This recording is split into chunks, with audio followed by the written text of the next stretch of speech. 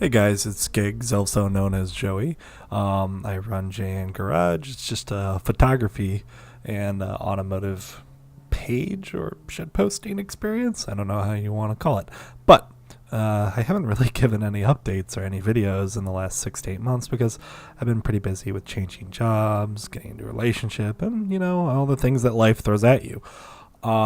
But yeah, here is an update of what we've been doing and what's been happening with the car and life and stuff over the last 6 to 8 months, basically. So I guess let's start off before Grid Life Midwest last year. I had RAR wheels. The car didn't have any vinyl or anything on it. I put the entire interior back in the car and everything, and basically was returning it to be primarily a street car and everything. So yeah, it actually had interior. It was nice. It was quietish. Um, Still the same stock 207 that's in it. Well, that's 204, 207, but it's a stock engine from Subaru, and there's not been much done to it or anything. At that point, I was running a Koyo Rad and just water wetter and distilled water and 5W50 Redline oil. And that's basically how the car has existed for the last 4 years.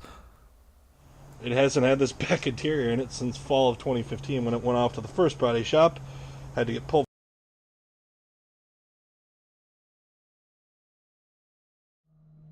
So at Grid Life Midwest, I had a good friend of mine, Brian, drive the car as well. We co-drove the car because due to having Lyme disease, my body doesn't really like continuous stints and everything, and I feel really, really sore after it.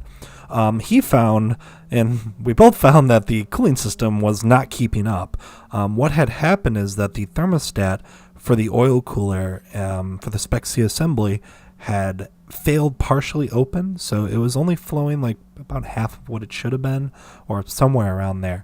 And so it was causing coolant temps and oil temps to rise up pretty drastically, and we were getting like oil temps into the 240 250 range, which isn't exactly ideal.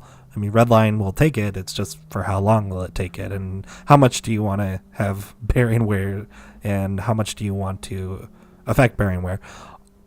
So I made some changes for Good Life Fall, which was a CSF radiator. I replaced the thermostat as well, which it's super easy to get to. It's like a 17 or 20 mil socket that you get into right above the headers, and then you just pop it out. It's like torqued to like 12 or 15 pounds, nothing crazy or anything. So I popped it out, popped it back in, went with the CSF rad, and at Grid Life Fall, I don't think I hit above 230 oil temps, and coolant temps stayed right around 200, 205, and it was awesome. So that solved most of the problems.